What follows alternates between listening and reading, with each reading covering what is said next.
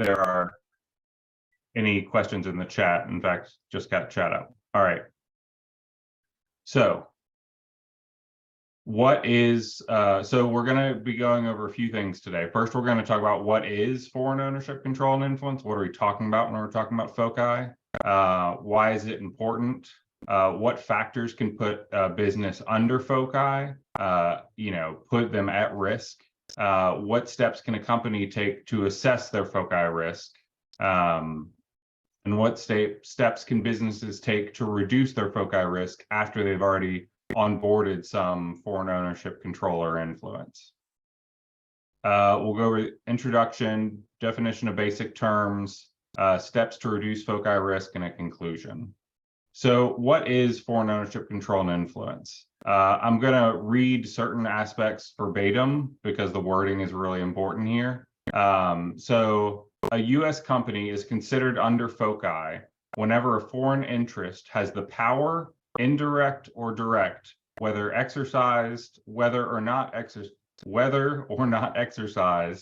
and whether or not exercisable through the ownership of the U.S. company's securities by contractual arrangements or other means to direct or decide matters affecting the management or operations of that company in a manner which may result in unauthorized access to certain information or may adversely affect the performance of certain contracts. So certain there is doing a lot of work. It's classified contracts, also contracts with other intellectual property that might be confidential. And I realize that this is a complicated definition, but what it means is if there is a foreign entity involved who may be able to, not even if they are, but if they are able to control or influence the business in any way through their ownership of the business, that's generally what we consider FOCI. The source of FOCI can definitely affect the severity of risk. There's not a, you have FOCI or you do not. This is not a 1 or a 0. This is a sliding scale of very concerning to, maybe we should do something, but it's not that concerning. So the source of FOCI can affect the severity. Close allies of the United States are generally considered to be low risk FOCI.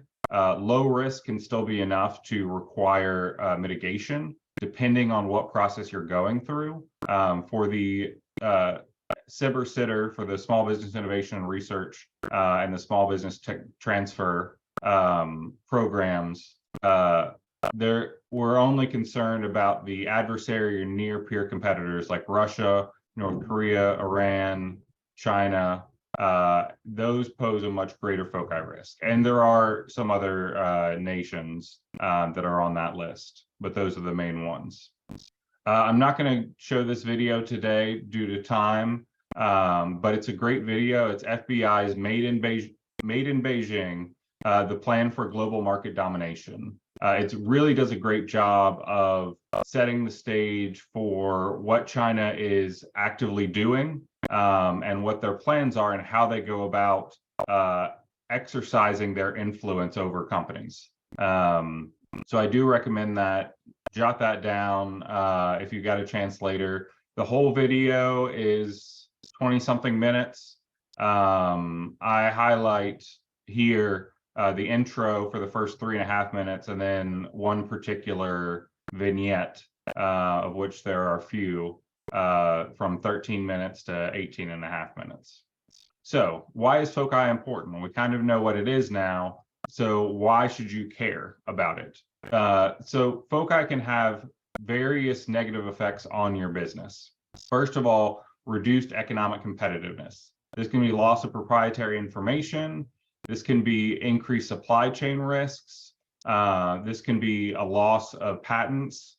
This can be a loss of revenue resulting from unwanted technology transfer. There's really many ways in which this can reduce the economic competitiveness of your business or of a business. Next is reduced domestic investor interest. FOCI risk is now being considered even more in private investment. And so it may end up being, especially for defense and dual use investors, FOCI risk may end up making you too high risk for them to invest in, which is in certain industries, if you're looking for investment funds, that's going to be difficult. And then lastly, and growing more so, is limited government aids, awards, and contracts. So national security considerations may impact your eligibility for certain government funds, and which funds those are is growing, not shrinking. And it can mean a loss of eligibility for facility security clearance, which is going to be required for several different types of contracts, certainly classified contracts, but any contract that involves you either needing to get into a facility or have certain facilities. You're going to need to go through the FCL process, the facility security clearance process. And that is one of the more rigorous FOCI reviews that you'll undergo. In FOCI, so let's break kind of FOCI down. So first, let's talk about foreign. So generally it refers to foreign persons from a foreign country of concern.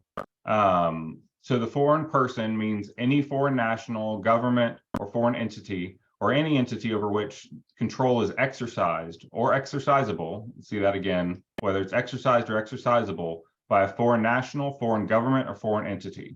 Additionally, any entity over which control is exercised or exercisable by a foreign person, therefore is a foreign person. So a couple things on that that I want to highlight is we're not just talking about foreign citizens here. A government agency obviously can be a foreign person. A company can act as a foreign person. So you want to be the foreign entity that you're working with can be of various different types. Next is a foreign country of concern. So specifically, foreign country of concern, especially with SIB sitters, means the People's Republic of China, the Democratic People's Republic of Korea, the Russian Federation, and the Islamic Republic of Iran, and any other countries determined to be a country of concern by the Secretary of State. So it is a very specific list of countries that will matter for your SIB or sitter application if you're looking at that. So those are ones you're going to be you need to be especially aware of working with. It's not going to matter as much for SIB or sitter if you're working with Germany or England or Japan. So ownership, let's talk about ownership. Ownership generally refers to the beneficial ownership of the business. So the beneficial owner is beneficial owner of a security is any person who directly or indirectly through contract, arrangement, understanding, relationship, or otherwise has or shares voting power, which includes the power to vote, direct the voting of such security, or the investment power, which includes the power to dispose, to direct the disposition of such security. Security here being stock in the company, ownership of the company, things like that.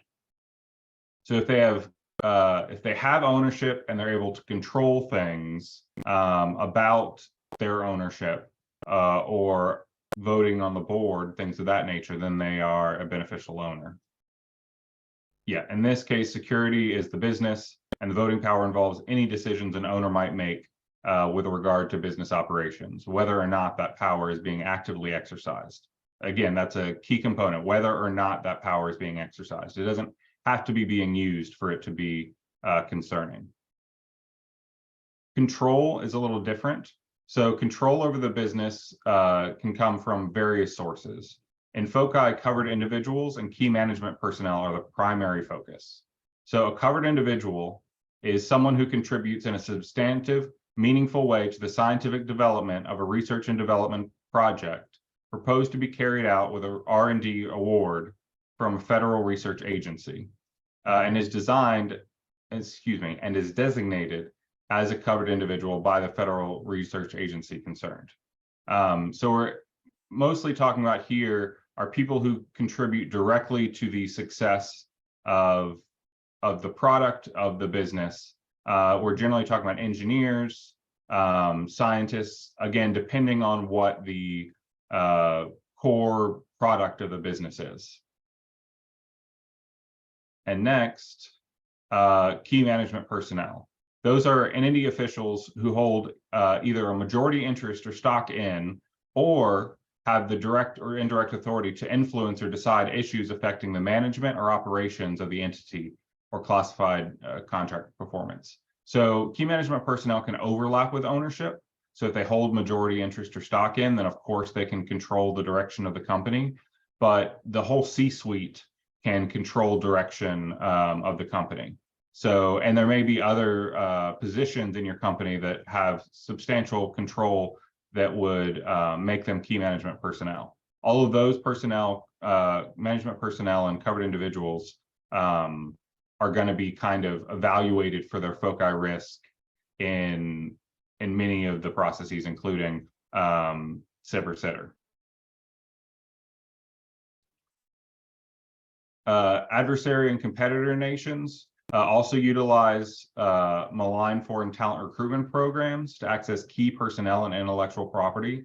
So we'll talk a little bit about those. So a malign foreign talent recruitment program is any program that includes compensation of cash or in-kind compensation provided by a foreign country or their designee to the target individual in exchange for unauthorized transfer of intellectual property or other non-public information, being required to recruit trainees or researchers, establishing a lab or company, or undertaking any employment or appointment in or affiliated with the foreign country. Other activities that may conflict or interfere with the federal research or development award or contract.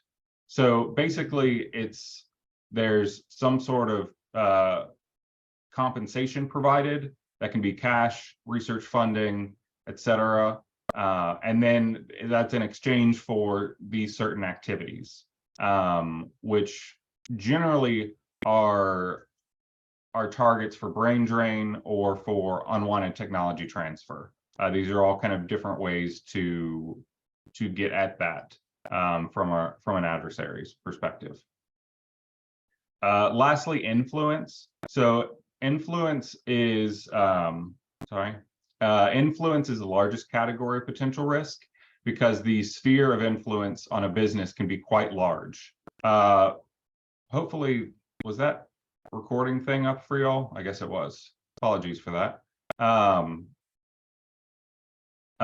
Foreign influence can be described as a company's dependence on a foreign entity for revenue, funding, debt, supply, infrastructure, or any other non-ownership based economic relationship, which basically encompasses any economic relationship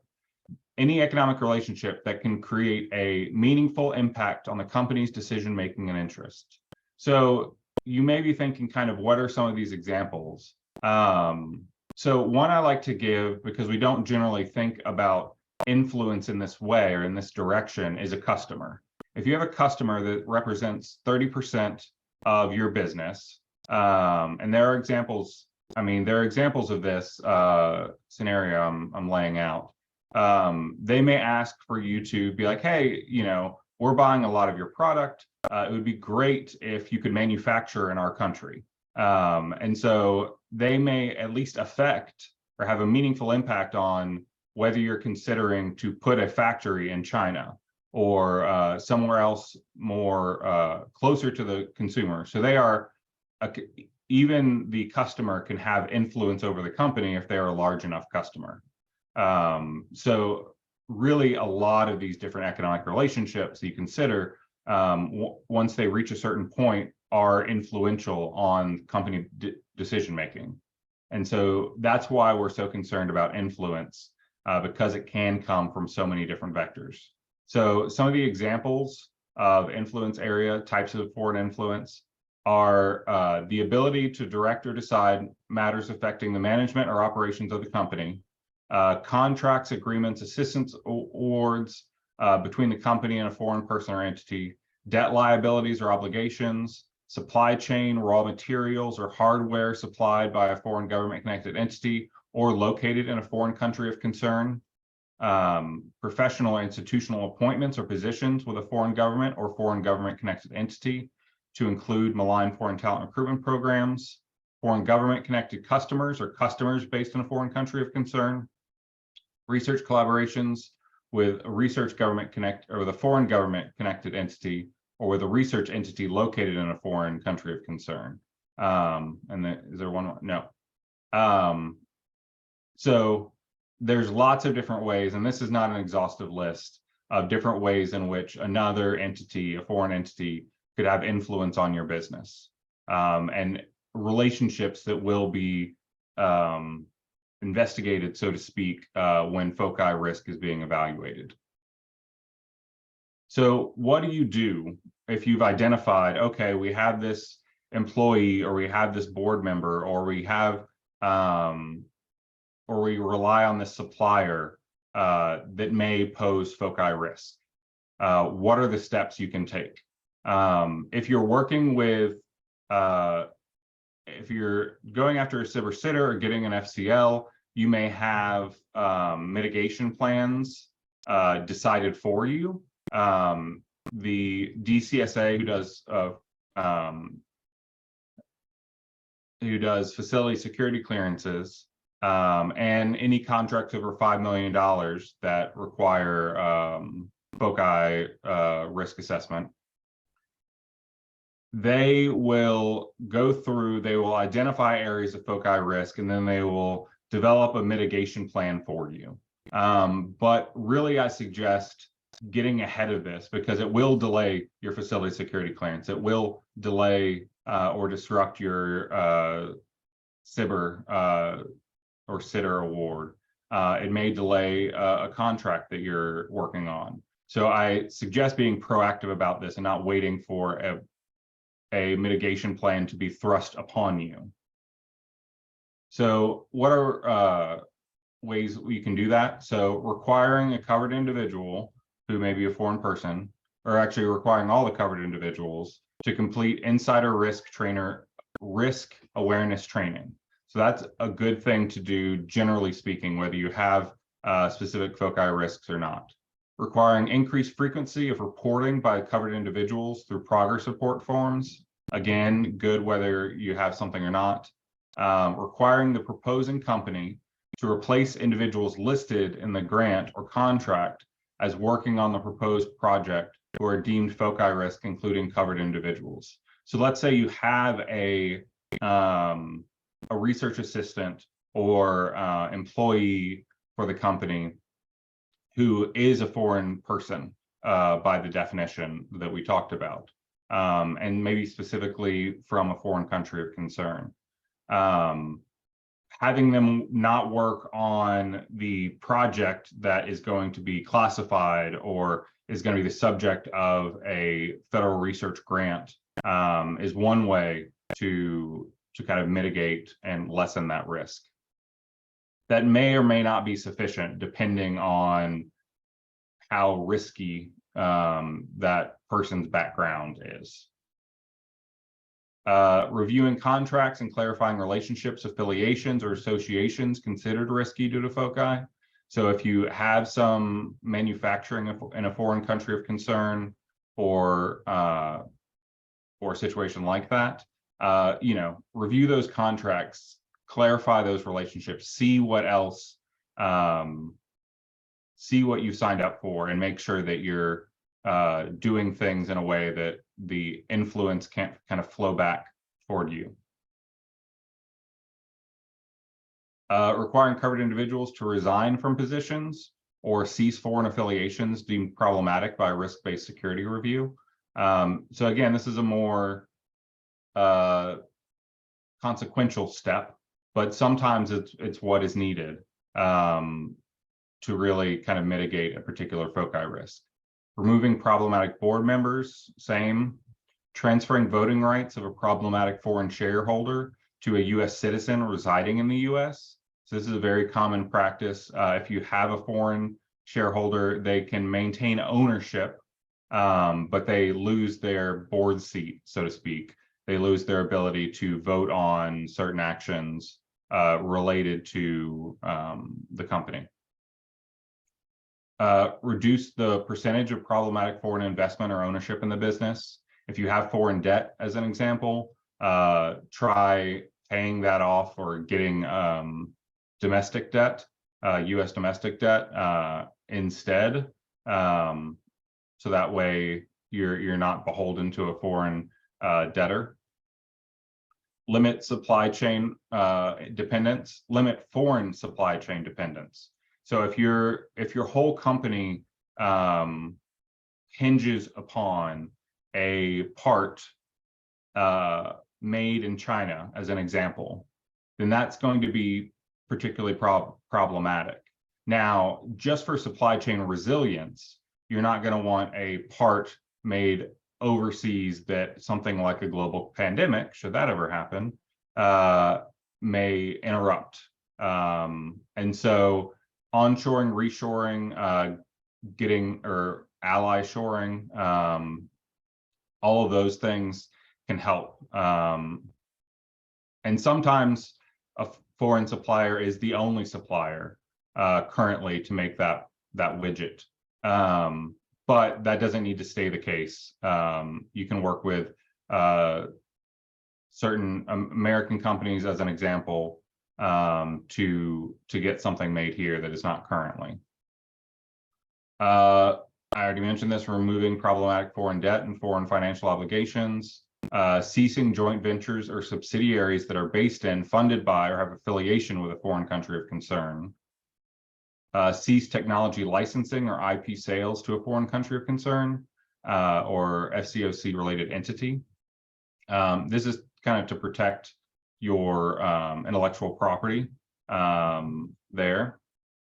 So, and those are by no means an exhaustive list of all the different types of mitigation. I just wanted to give you a flavor of different actions that might be taken or might need to be taken to kind of reduce FOCI risk for a company.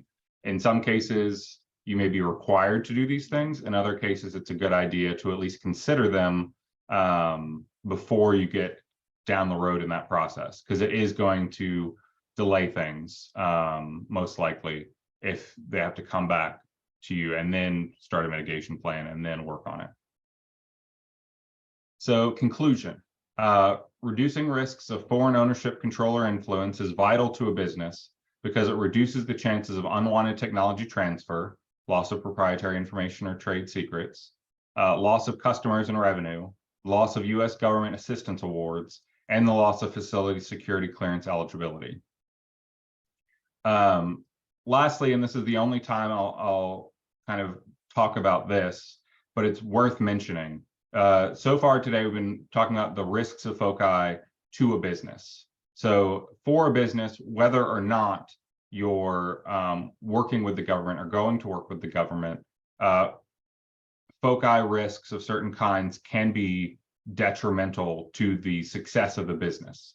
But I would be kind of remiss without saying that having a business within the defense industrial base that is also under FOCI has the potential to negatively impact the national security interests of the United States.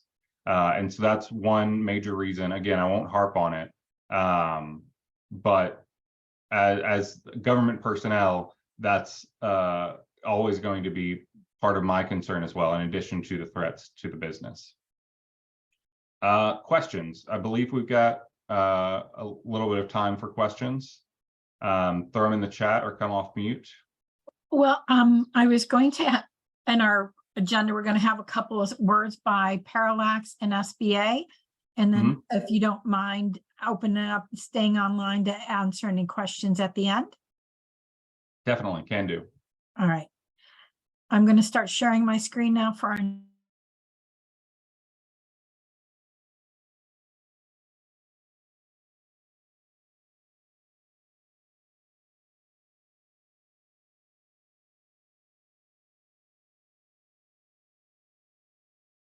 That looks good to me, Karen. Thank you. Great.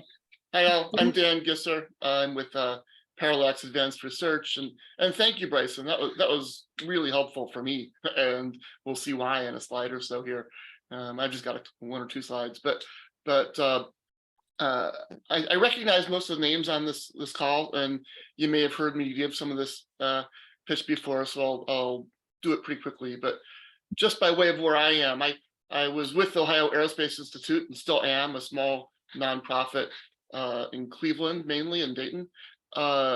And we recently merged with Parallax Advanced Research, a somewhat larger nonprofit research institute that's got a national footprint, but is based in Dayton. And together, we really work hard on supporting the entrepreneurial community and helping businesses build connections with the government in many ways. Next slide, Karen.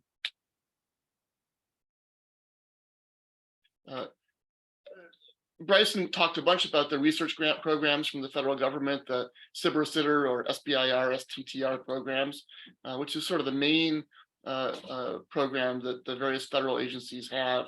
And that's one of the ways that we help companies work with federal labs and federal government. And these FOCI concerns come up quite a bit in those. Do you have foreign or dual citizens on the project? Do you want to work with a company or a supplier or a partner that is based outside of the United States and maybe wants to do work outside of the United States? Those are similar kinds of questions that come up. We help build technology collaborations at times between some of our national labs, NASA Glenn Research Center here in Cleveland and Air Force Research Lab in Dayton and others. That too brings in FOCI concerns, as Bryson was talking about. Sometimes people want to have use some of that specialized equipment or have access to that specialized equipment at those labs. And again, that means you probably need to get your people into the lab. So right in line with these FOCI concerns, similarly with access to talent and down the line procurement opportunities if you're trying to sell to the government in some way, shape, or form. But we do try to help companies navigate all of these, and these FOCI concerns come up over and over again. Next slide. Most of our work is particularly helping entrepreneurs navigate the grant process, the SBIR, STTR process, and I'm using SBIR here to talk about both of those. And we help companies all along that path as they want to learn about what are the opportunities and how might they participate. We help them navigate, should they think about applying, and and to where. We help prepare our applications for them and get into contracting and managing the grant and doing whatever's next. These services are all provided, thank you to your tax dollars, through the federal income taxes and some of the Ohio taxes and some local ones as well. So in the end, you're already paid and don't need to pay again. If you want to learn more about that, let me know. I've got my contact information in the Hollywood Squares and also in the next slide, Karen, which is just my colleague Anthony Gillespie's contact information. And you'll get these so you can get the contact information that way. And that's all I've got. Thank you. Thanks, Dan. And next up, we have Shonda Harris from the SBA. Good morning, Karen. And let me start sharing my screen real quick.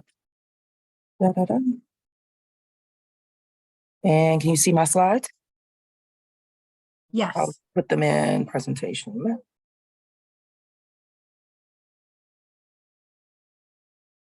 All right, good morning, everyone. I am Shonda Harris. I'm a business opportunity specialist with the Columbus Small Business Administration, better known as the SBA.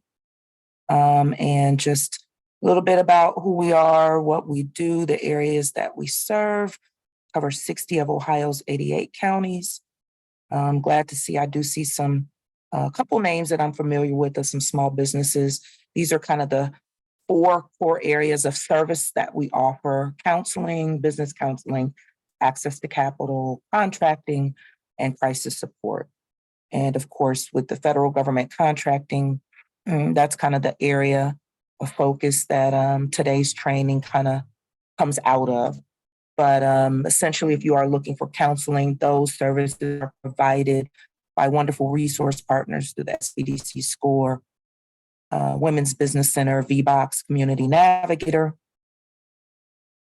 If you're looking for capital, I'm sure that all businesses at some point are looking for access to capital. That is another service that we provide at the SBA, and we do have some lending relation specialists that can assist with that. Contracting, and that's kind of the what my focus is and what I do. And I'm so grateful to always work with Apex Accelerators and Parallax and OAI. So some of our firms that are looking to do government contracting are interested in the CIBR and CITR grants. And so that is a portion of kind of what we do, but that's not our specialty. So we do refer a lot of those individuals that are looking for those type of grants to Parallax and OEI, and they've been great resource partners. So if that is something that you're interested in, definitely can assist with that. And just some of the certifications that we provide at the SBA. All of the certifications are now a part of the SBA's oversight. And as a small business, even if you have these certifications and are interested in SBI and STTR, that is still open and applicable to you as a small business. And then crisis support. If your business has been in some type of disaster and whatnot, then we do provide loans, economic injury disaster loans. Going through COVID, a lot of companies took advantage of those, and the SBA does provide that as part of that support. And that's essentially it in a nutshell, who we are and what we do. Always a pleasure to work with Apex Accelerator. Thanks, Shonda. I think one thing I found really useful in what you're offering and what Dan offering with the help with the SBI STTR application process, but points that Bryson brought up about perhaps refinancing debt. There's where the SBA comes in, or maybe needing to redo your organizational documents to remove voting rights and you've got resources there at SBA to assist with that. So we got a great team to help people on the FOCI, but let's open it up now to questions. We have such a small group. You can go ahead and take yourself off mute. Ask Dr. Reynolds, he's our expert in the house, any questions on FOCI that you might have, or any questions that you might have for SBA, Apex Accelerators, or Parallax. Because I'm not seeing any questions in the chat. Does anybody have any questions? I've got a question that was sent directly to me. Awesome. So let me read it out. In FOCI, is BRICS, B-R-I-C-S, affiliations considered in assessing threats? So BRICS is Brazil, Russia, India, China, South Africa, is an acronym for world economies created to describe fast-growing economies that would collectively dominate the global economy by 2050. How many company owners, all right, and then separately, how many company owners with dual citizenships impact FOCI? So to the first question, so currently there's no official consideration of BRICS. China in there is going to be a concern. So is Russia. As far as Brazil, India, and South Africa, that would be much less of a FOCI concern. I don't believe those countries are on any of our countries of special concern list from the Department of State. So I would say in general, no, there's no affiliations considered no BRICS affiliations considered in assessing those threats. And then how may company owners with dual citizenships impact FOCI? So I know that dual citizenships, it's so for one thing, you are assuming that one of those citizenships is US, you are a US citizen, as you know, kind of full stop. You are not a subset of U.S. citizen. Now, depending on what that dual citizenship is, and kind of, I think it's really going to matter. You know, did you move from China, let's say, just to pick on them? Did you move from China when you were 2? Therefore, you have Chinese citizenship and have gained U.S. citizenship through some other means. Did you move when you were 30 and your past life, you were a research professor at one of the military associated universities and in China? You know, I think at that point, your personal history is going to matter more than your dual citizenship status. Is kind of how I would say that. Can I add a little bit to that one, Bryson? Please. This is Dan, and I do know, and people sometimes get tripped up on this, that in the proposals and applications for an SBIR STTR award, research grant award, at least from the Department of Defense, if you have to declare and report dual citizenship of any of the key people, and some people often just don't remember to do that because they think, oh, well, I'm a U.S. citizen and a German citizen, and so they just don't bother reporting it. You still have to report it, but we have seen that at least with the friendlier countries, that hasn't presented a problem in getting awards. Thank you, Dan. Does anybody else have any questions? While we're waiting on questions, first let me say that last question was from Vicky. I don't know if I said that. So thank you, Vicky.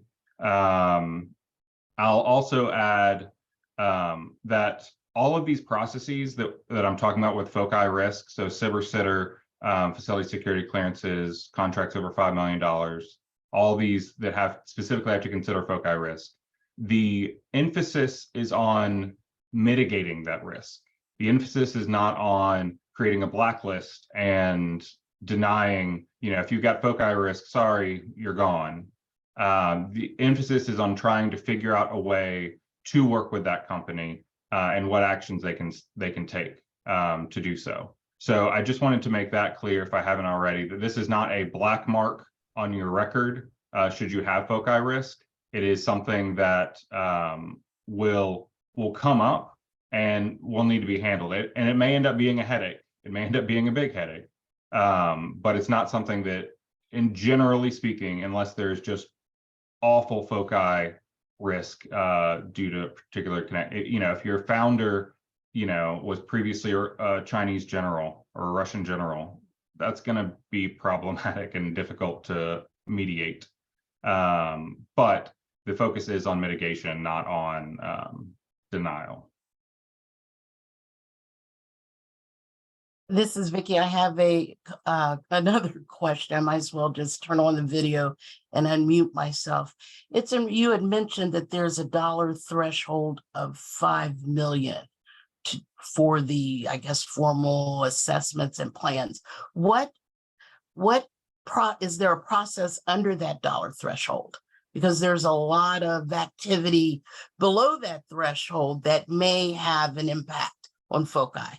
Over. Yeah, so thank you. Yeah, so there is currently 3 primary areas in which FOCI risk is particularly focused on or evaluated. That is the SBIR STTR awards, and then that is the facility security clearance process, and that is contracts over $5 million. The first one and the last one, SBIR sitter and contracts over $5 million, are both new. So that is taking effect this year, this calendar year. So there's currently no official procedure for contracts under $5 million that are not a SBIR or sitter or not classified. That's the other category, is a classified contract. So currently that's a gap. I don't think it's a gap that will stay forever. And it's really, to me, a question of when and exactly how that gap is closed. as opposed to if it's going to happen. Thank you. Bryson, is that SBIR, STTR requirement, is that limited to the Department of Defense, SBIR, STTRs, or is that across all of the agencies? Yeah, that's across, that's, so it was, it's all the agencies. SBA has been kind of leading the effort in that. DoD seems to be one of the leaders in doing this. Yeah. That's my perspective from inside the DoD. Maybe I'm biased, but it is required of all SBIR sitters now.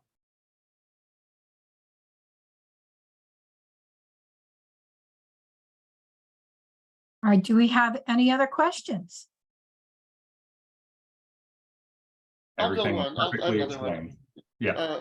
Which again, I think about it mainly from the SBIR sitter approach, but it comes up in other kinds of contracts too. If you're a company and you're doing some sort of collaboration with another company that, or I suppose even a university that is in another but maybe friendly country like Canada, and there are certainly some restrictions on, can we use SBIR sitter dollars for that? And it's a little bit different from the FOCI concern. But how does that play into all of this? As far as what dollars can be used? Yeah, or things? where does that raise flags? Is it kind of the same? Yeah. So with Canada, there, where that's going to be an issue is if you're getting a facility security clearance, or with getting a secret or classified contract. Okay. Because even our allies, we're not looking to just open up the book and share all of our classified secrets with. Mm-hmm. So those processes are more stringent. Now it does make a difference whether that's a Canadian company or Canadian owner versus a Russian company or Russian owner. That's going to make still a big difference. But a lot of that's going to matter. Also, a lot of it. So another benefit of Canada, just from a business perspective, is kind of supply chain resilience. The chances that we lose transportation to Canada or to Mexico are limited, right? Chances are we're going to keep that transportation, that supply line pretty strong. But something, overseas in whatever direction, especially overseas, that may cross through areas often patrolled by foreign countries of concern. I don't know how to say that. Or if they would have to pass through an area that may not be easily accessible in the future, given certain world events, then you would want to consider that just as a supply chain security or supply chain resilience matter. That helps. So I know there's lots of, for example, good space technology in Canada, and companies that work with NASA and probably with the Space Force. And somehow they've managed their way through this. I don't know all the details, but yeah, no, I think that, and this brings me to kind of a more general point of considering whether or not to involve yourself with another business is a business decision. FOCI needs to be part of that business decision, but it doesn't necessarily say, yes, definitely do it, or certainly not going to say that, or definitely don't do it. Again, it will be a headache. Now, with Canada, that's going to be a tiny headache, maybe just a brief sinus pain. I don't know. But with, Russia, it's going to be a real big headache, and working with DoD. Now, maybe not with Russia right now, but with China, where we have more economic ties, but as a competitor, kind of a near peer competitor to us, you may still need to get a part from China. That may still be your most viable way of getting some piece of technology or some widget that you need is currently only made there. And so if you need that for your business survival, you're going to do that, right? And then it's a matter of, okay, we've onboarded that risk. There's never zero risk. We've onboarded that risk. How do we control that risk? Maybe you keep extra on supply of that particular part in case supply lines are disrupted. And then you try to mitigate it, maybe bringing it onshore when you're able to. So again, I have to do it. It's a business necessity. So you're going to do it. Be aware, work around it, mitigate it however you can. And it's going to be a headache, but it may be a worthwhile headache if that's the case. So figuring out how much of a pain it's going to be versus how much it's vital to your business is kind of that. So I often, when I get questions about very specific situations that a business may be in, I'm not going to say, yes, definitely do that, or no, it's not going to. I'm helping you understand the contours of that risk and ways you can potentially start to mitigate that risk and how big of a headache it will be. Then it's up to a business owner to decide if that headache, if those problems are worth it from a business perspective, to kind of incur that headache later. Thank you. Thank you, Dr. Reynolds. Any other questions?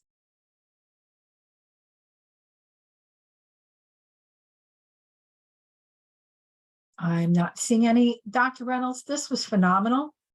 I think all of our team learned a lot from you today, not just our businesses. Gosh, I'd love to do this again. This was just fantastic.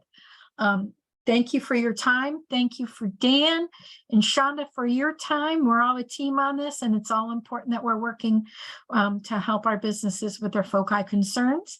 And I'd like to thank you. We're going to have a recording of this posted on our website, and we'll let you know when that's available. And thank you again for your attendance. Excellent. Thank you all.